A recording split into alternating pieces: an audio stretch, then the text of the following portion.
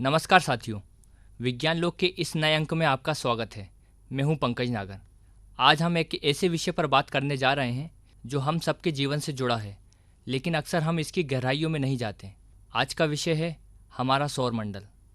सूरज से शुरू होकर 8 ग्रहों, उनके चंद्रमाओं, असंख्य क्षुद्र ग्रहों और धूमकेतुओं तक फैला यह सौर परिवार न केवल हमारे अस्तित्व की जड़ है, बल्कि अनगिनत रहस्यों को भी अपने भीतर समेटे हुए है। इन्हीं रहस्यों से पर्दा उठाने के लिए आज हमारे साथ मौजूद हैं आंचलिक विज्ञान केंद्र यानी रीजनल साइंस सेंटर भोपाल के क्यूरेटर एवं परियोजना समन्वयक साकेत सिंह कौरव। सर, आपका बहुत बहुत स्वागत है हमारे कार्यक्रम में। बहुत बहुत स्वागत है। आप सबका भी हार्दिक हार्दिक शुभकामनाएं, आपके श्रोताओं का विशेषकर जो टकटकी लगा के आपके इस कार्यक्रम को अभी सुन रहे हैं। सर, सबसे पहले हम यही पूछना चाहेंगे, ब्रह्मांड क्या है और इसकी उत्पत्ति कैसे हुई? ओह, ये तो आपने इतना विशाल, जितना ब्रह्मांड की विशालता का बोध अभी हम आधुनिक विज्ञान के सहायता से करने का प्रयास कर रहे हैं, उतना ही बड़ा और सबसे महत्वपूर्ण सवाल आपने पूछा, जिसे मानवता कई हजारों वर्षों से जानने का प्रयास कर रही है कि हमारा अस्तित्व क्या है, हमारे ब्रह्मांड का आकार, विशालता कितनी है। ये विज्ञान जितनी आधुनिक और उन्नत होती जा रही है, खगोल विज्ञान खासकर, तो ब्रह्मांड की समझ भी हमारी उतनी ही परिवर्तित और बेहतर होती जा रही है। इसमें सबसे बड़ा योगदान जो टेलीस्कोप्स होते हैं अर्थ पे और अंतरिक्ष में जो विभिन्न अंतरिक्ष एजेंसियां जो भेजती हैं, वो दोनों मिलकर एक जो अनुसंधान से जो हम इमेजेस लेते हैं हमारे ब्रह्मांड की, या ऐसे स्पेस मिशंस जो हमारे प्लैनेट को छोड़कर आगे सैर करते हैं, मुझे लगता है आपसे चर्चाओं में आगे उनका भी जिक्र होगा। तो ब्रह्मांड की उम्र अगर हम पूछते हैं, ये समझते हैं, तो जो वैज्ञानिक अवधारणा है,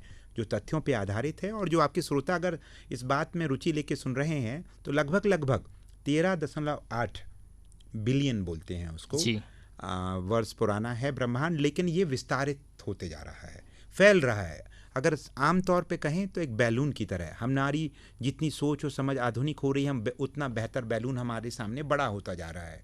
तो किसी वक्त में आज से 30 से 40 साल पहले या 50 साल पहले एक समझ अलग थी। हमें लगता था 3 से 4 बिलियन होगा, फिर 7, 8, 10, और अब साइंस के हिसाब से हमें पता लगा कि 13.8 चल रहा है लगभग ये, और ये विस्तारित है।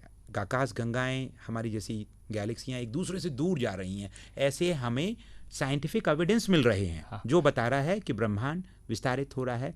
और आपने कहा विशालता, तो ब्रह्मांड की विशालता को आकलन करना अपने आप में बहुत ही महत्वपूर्ण पड़ाव है विज्ञान का। मतलब ब्रह्मांड का कोई अंत नहीं और ये लगातार फैल रहा है। बिल्कुल, अंत किसी चीज़ का तब हो सकता है जब उसकी शुरुआत से छोर पता हो। और ये समझ लीजिए एक ऐसे बैलून की तरह है, एक ऐसे गुब्बारे की तरह है जिसमें हम हवा फुलाए जा रहे हैं और वो बड़ा होते जा रहा है। ये हमारे वो बर्थडे के या जन्मदिन के बच्चों के गुब्बारे नहीं हैं जो एक सर्टेन हवा के बाद फूट जाएं। ये ऐसी इलास्टिसिटी, ये कल्पना करिए आप, उस कल्पना को, विज्ञान में कल्पना एक बहुत महत्वपूर्ण अंग है। और आप सोचिए विस्तारण कितना महत्वपूर्ण है। और अगर आप एक गैलेक्सी को अगर आप चिपका दें अगर बैलून में, और आप बैलून के अंदर हैं, जब बैलून फूलता जाएगा तो आपको लगेगा कि ब्रह्मांड का विस्तार कितना फैलता जा रहा है। तो है ना कमाल की ये कौतूहल या जिज्ञासा पैदा करने की इच्छा शक्ति। ब्रह्मांड उत्पत्ति के संबंध में कई सिद्धांत दिए गए हैं, बिग बैंग उनमें से एक है। आप इस बारे में क्या कहना चाहेंगे? ये सबसे इस्टेब्लिश्ड, या अभी तक बोला जाए कि इस वाले सिद्धांत को सबसे ज़्यादा वरीयता प्राप्त है।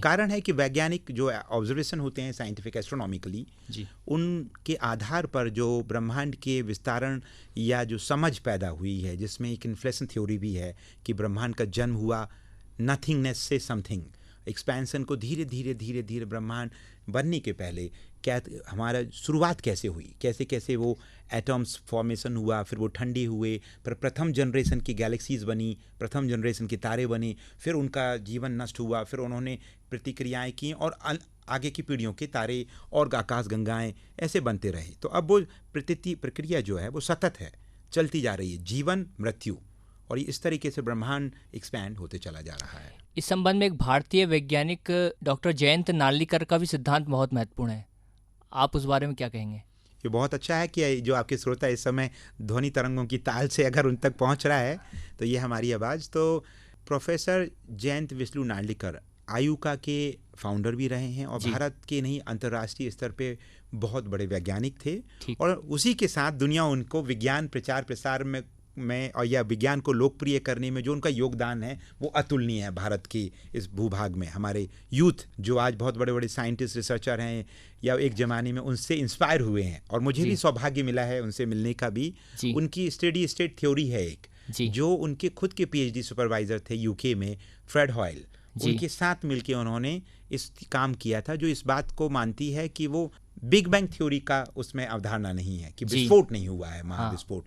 ये स्टेडी स्टेट यानी किस तरीके से ये प्रसारित हो रहा है, जिसका वैज्ञानिक और या साइंटिफिक ऑब्जर्वेशन से पुष्टि अभी भी बाकी है। दुनिया में एक रास्ता है, और विज्ञान की सबसे खास बात यह है अलग अलग दृष्टिकोणों पे मौका मिलता है, और एक छोटा या बड़ा कोई भी व्यक्ति अगर अपनी बात रखना चाहता है और वैज्ञानिक अवधारणाओं से पुष्टि करना चाहता है तो दुनिया उसकी स्वागत करती है। यहाँ कुछ भी अटल सत्य नहीं होता। जी, अब हम सर आपसे जानना चाहेंगे ब्लैक होल के बारे में।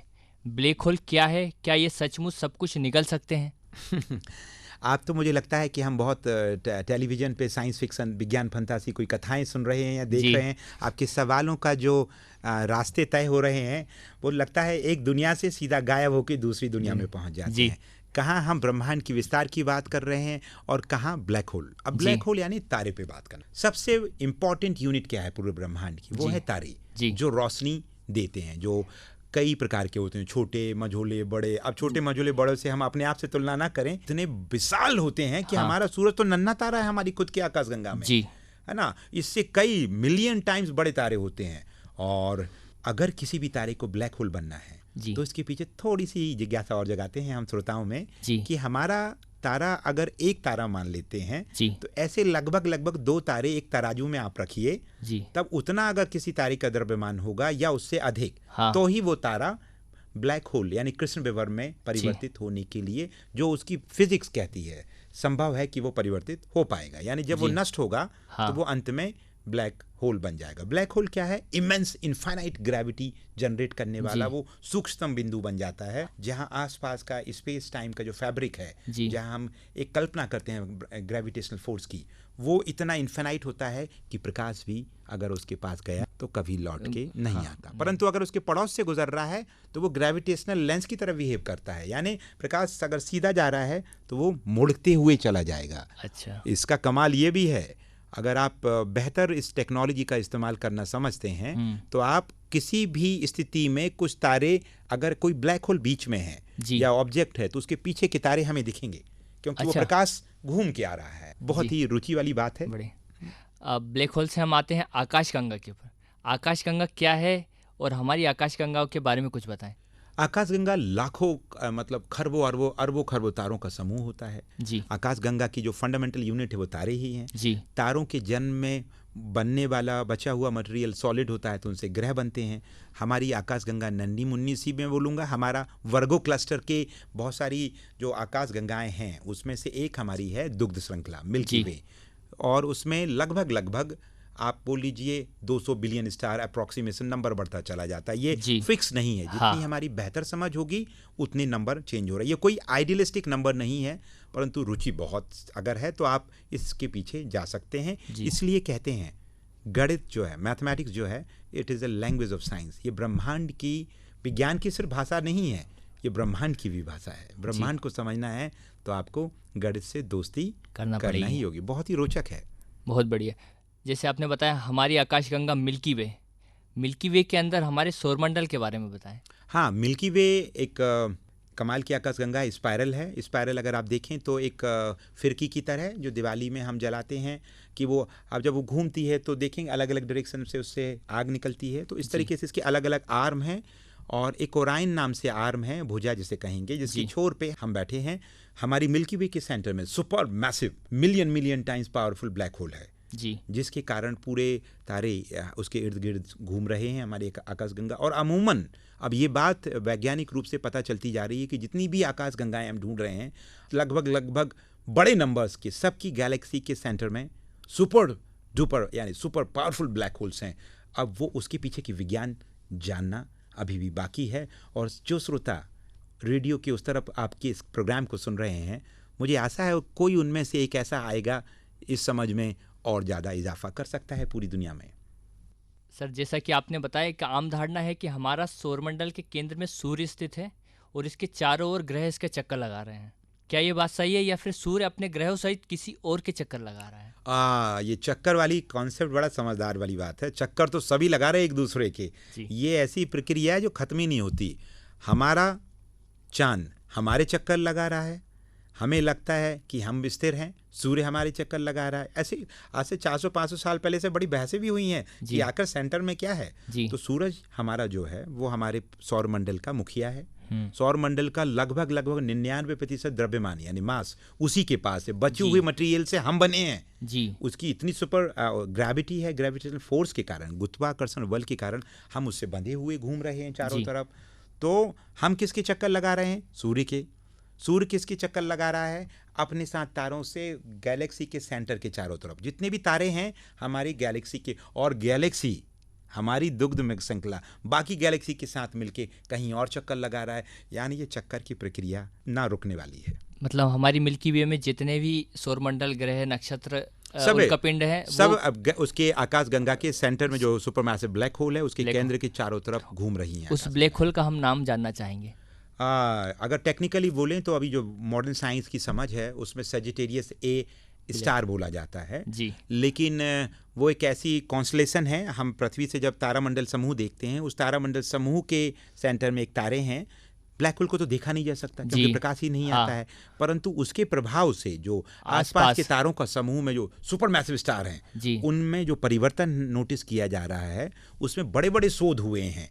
यूरोपियन ईसो नाम की एक बहुत बड़ी ऑब्जर्वेटरी है, उनके टेलीस्कोप हैं VLT, वेरी लार्ज टेलीस्कोप, और जिसमें इन्फिनिटी या सिफोनी इस तरीके के इंस्ट्रूमेंट्स की मदद से, और अमेरिका के मोनाकिया में जो टेलीस्कोप हैं, स्पेस में अभी नासा ने यूरोप के साथ मिलके विशाल, जिसमें भारत भी उस डेटा का इस्तेमाल करता है, जेम्स वेब स्पेस टेलीस्कोप जी। वो कमाल का है। पृथ्वी से लगभग 15 लाख किलोमीटर दूर यानी 1.5 मिलियन किलोमीटर दूर सूर्य से विपरीत दिशा में हमारी आकाशगंगा और हमारे ब्रह्मांड को देख रहा है अवरक्त प्रकाश में। तो ये गुत्थियां सुलझने वाली हैं, और जो अभी स्कूल कॉलेजेस में हैं या जो बड़े होकर रुचि इस करियर में आना चाहते हैं, एस्ट्रोफिजिक्स में, खगोल विज्ञान में, स्पेस टेक्नोलॉजी में, तो भारत में भी अपार संभावनाएं हैं। इसरो उसका बहुत बड़ा एक प्रतीक है। जैसे विज्ञान आगे आगे तरक्की करता जाएगा, इसके रहस्यों से पर्दा और उठता जाएगा। विज्ञान में यही खास बात है कि रहस्य क्या है, जब तक किसी विषय विशेष की जानकारी का अभाव, उसी को हम रहस्य कहते हैं जी। जितना हम इस कमरे में हम जहां आप और हम बात कर रहे हैं, अगर यहाँ की पूरी प्रकाश को बंद कर दिया जाए और पहली बार किसी को यहाँ पे प्रवेश कराया जाए, जो श्रोता सुन रहे हैं वो भी इमेजिन करें कि एक रूम है जो काला है, पूरा अंधकार है उसमें, तो आप अंदर आने से डरेंगे, आपको जानकारी नहीं है ब्रेन के पास। और जैसे ही आप प्रकाशित करेंगे, टॉर्च के रूप में करें, लाइट जलाएं, तो जितनी प्रकाश इसकी बढ़ाते जाएंगे इस रूम या ये कमरे की, आपको आभास होना शुरू होगा, बेहतर समझ होगी कहाँ कुर्सियाँ हैं, कहाँ दीवारें हैं, कहाँ पे हम बैठे हुए हैं। तो ये सब बात विज्ञान में लागू होती है। इसलिए परत दर परत जब रहस्य अपने आप नष्ट होते हैं, जब हम उनकी तह में घुसते हैं, और प्रकाश हमें ज्ञान प्रदान करता है। और एस्ट्रोनॉमी का पूरा ज्ञान प्रकाश में निर्भर है। आप तारों तक तो नहीं पहुंच पाते, तारों से क्या आता है आपके पास? ग्रह से क्या आता है? और ग्रह का स्वयं का प्रकाश नहीं होता, वो तारों से आने वाले प्रकाश को परावर्तित करते हैं। देखिए, प्रकाश के दम पे ही प्रकाशित हो रहा है ब्रह्मांड का ज्ञान। प्रकाश से वापस हम अपने सौरमंडल के पास चलते हैं। सूर्य का क्या महत्व है हमारे सौरमंडल में? यदि सूर्य ना होता तो क्या होता हमारे सौरमंडल का? आपकी सवालों की झड़ी से तो बड़ा मैं प्रफुल्लित हो चुका हूँ। आपके कुछ चंद मिनटों में आपने ब्रह्मांड को इस तरीके से निचोड़ा है कि हमारे जो श्रोता होंगे वो भी बड़ा आनंद इस बात का ले रहे हो। अगर तारा ही नहीं होता तो सवाल ही नहीं है जीवन होता, क्योंकि ग्रह जो भी हैं वो सिर्फ 1% मटेरियल से भी कम भाग में बने हुए चीज़ों से पूरा सौरमंडल बना है। सूर्य नहीं होता तो हमारा अस्तित्व नहीं होता। जी। जब हम अंतरिक्ष से पृथ्वी को देखते हैं तो ये नीली दिखाई पड़ती है, ऐसा क्यों? देखिए, पृथ्वी का अगर अंतरिक्ष में देखें, अभी सुभांशु शुक्ला अंतरिक्ष में गए थे, उनसे आप अगर पूछेंगे तो और वो बहुत ही भारतीय उत्तर देंगे। हाँ, और जो एस्ट्रोनॉट्स अंतरिक्ष में जाते हैं या स्पेस टेलीस्कोप से हम पृथ्वी को देखते हैं तो बड़ा कमाल की बात है, क्योंकि पानी लगभग 70% है हमारी पृथ्वी के ऊपर, और आकाश का जो वायुमंडल से सूर्य की किरणों में विकिरणन जो है वो ब्लू लाइट का होता है, ब्लू कलर का होता है, यानी नीले रंग का होता है, जिसके कारण हम, आपने सुना होगा कि एक रेले स्कैटरिंग है, साइंस में जरूरत नहीं इतने कठिन बातों की समझने की, जिसके कारण हमें नीलापन, और अंतरिक्ष से हमें पृथ्वी नीला, सजीव और जीवांत ग्रह लगता है, एकमात्र जहां जीवन फल फूल रहा है। बहुत अच्छा सर। अब हम सौरमंडल की बात करते हैं तो इसमें कई खगोलीय पिंड शामिल होते हैं, जैसे उल्का पिंड, धूमकेतु, क्षुद्र ग्रह इत्यादि। इनके बारे में थोड़ा जानकारी दें हमारे। देखिए, अब जब ब्रह्मांड बनता है, खासकर हमारा जब सौरमंडल बना, तो सौरमंडल में अधिकतर गैसेज हैं। 99% हमारा तारा है सूर्य, उसके अंदर गैसेज हैं।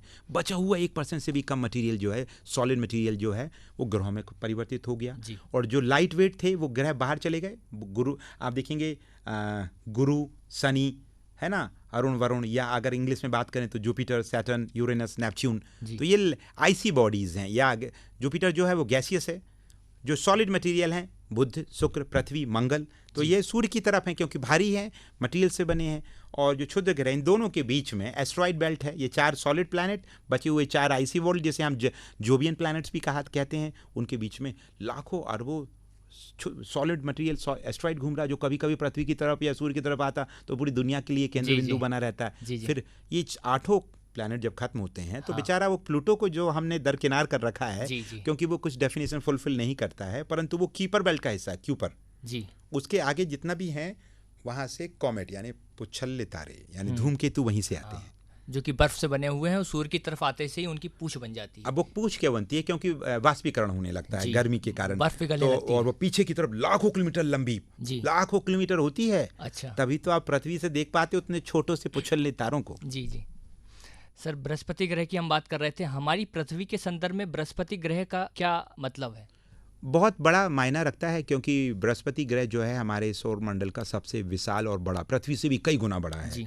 और इसके अस्तित्व के कारण भी बैलेंस है हमारे सोलर सिस्टम में जी। और सेकंड लार्जेस्ट अगर आप देखें तो शनि ग्रह है। ये दोनों मिलके सूर्य के साथ बाकी प्लैनेट का अलाइनमेंट में भी बहुत बड़ी उनकी भूमिका है। और अगर आप देखें, बृहस्पति अगर नहीं होता तो शायद हमारे प्लानिटरी अरेंजमेंट का ये कॉन्फ़िगरेशन ही नहीं होता। तो बृहस्पति हमें बचाता भी है। जितनी आपदाएं, जैसे बड़े एस्ट्रॉइड हमारी तरफ भागते हैं तो अधिकतर उनके दिशा परिवर्तन उसकी ग्रेविटेशनल फोर्स के कारण कर देता है। और एक कमाल की बात, जाते जाते आपके श्रोताओं को हम बता सकते हैं कि बृहस्पति ग्रह सॉलिड नहीं है, गैस से बना है जी। तो ये माना भी गया था शुरुआती दौर में कि ये फेल्ड स्टार है। ये हो सकता था तारा बनता, लेकिन इसके अंदर नाभिकीय संलयन प्रक्रिया यानी न्यूक्लियर फ्यूजन स्टार्ट नहीं हो पाया। अच्छा। तो प्रकाशित नहीं हो पाया। पर बाद में कुछ ही वर्षों पहले एक नई रिसर्च भी आई है कि उसकी कोर जो है ठोस भी है जी। तो अब ये पेचीदगियों से भरी जिज्ञासा का उत्तर शायद हमारे इस रेडियो को उस तरफ सुनने वाले लोग ढूंढ निकालें। बिल्कुल सर। हमारी आकाशगंगा में हमारा सौरमंडल कहाँ स्थित है? ये ओराइन नाम का आर्म मैंने आपको बताया था भी। आकाशगंगा मिल्की वे जो है दुग्ध श्रृंखला, उसके ओराइन नाम के एक छोर पे हम यहाँ पे बिल्कुल चारों तरफ घूम रहे हैं जी। सर, अंत में हम यह जानना चाहेंगे कि हमारे सौरमंडल में पृथ्वी ग्रह पर ही जीवन कैसे संभव हो पाया और बाकियों पर नहीं? ये तो बहुत विशालता से भरा हुआ सवाल है, और कोई भी सभ्यता आए ये इसका उत्तर जानना चाहती कि हम कौन है, कहाँ से आए हैं जी।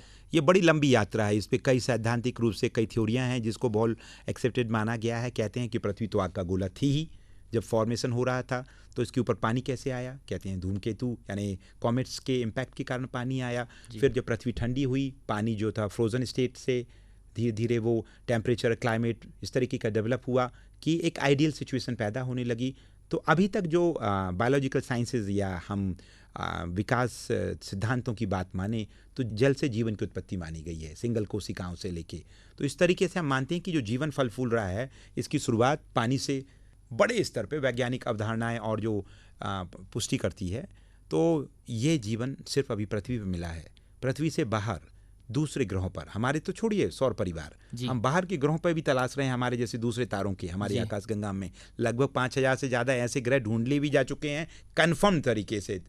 बाकी तारों के इर्द गिर्द घूम रहे हैं। हाल फिलहाल में आज से कुछ हफ्तों पहले आपने सुना होगा कि पृथ्वी से 2 गुना बड़ा एक ग्रह भी खोजा गया। तो ये श्रृंखला जारी है कि जीवन की उत्पत्ति के लिए जो संभव भौगोलिक परिस्थितियां होना चाहिए फलने फूलने के लिए, उस तरीके की चीज़ों को लेकर हम तलाश जारी है। और अगला आने वाले समय में आकाशवाणी का कार्यक्रम हो सकता मंगल ग्रह से हो, तो वो उस परिकल्पना को सत्यता में बदलने के लिए पूरी दुनिया लगी हुई है कि कब हमारी प्रजाति एज ए ह्यूमन स्पीसीज हम मंगल पे बसें। बहुत बहुत धन्यवाद सर, आपने कई प्रश्नों का उत्तर दिया और कई श्रोताओं को अपनी जिज्ञासाओं का समाधान मिला होगा, हम ऐसी आशा करते हैं। इसी के साथ हमारा सौरमंडल विषय पर हमारी यह भेंटवार्ता यहीं संपन्न होती है। सर, आप हमारे कार्यक्रम में आए और श्रोताओं को इतनी अच्छी जानकारी दी, बहुत बहुत धन्यवाद। बहुत बहुत धन्यवाद पूरी आकाशवाणी परिवार को।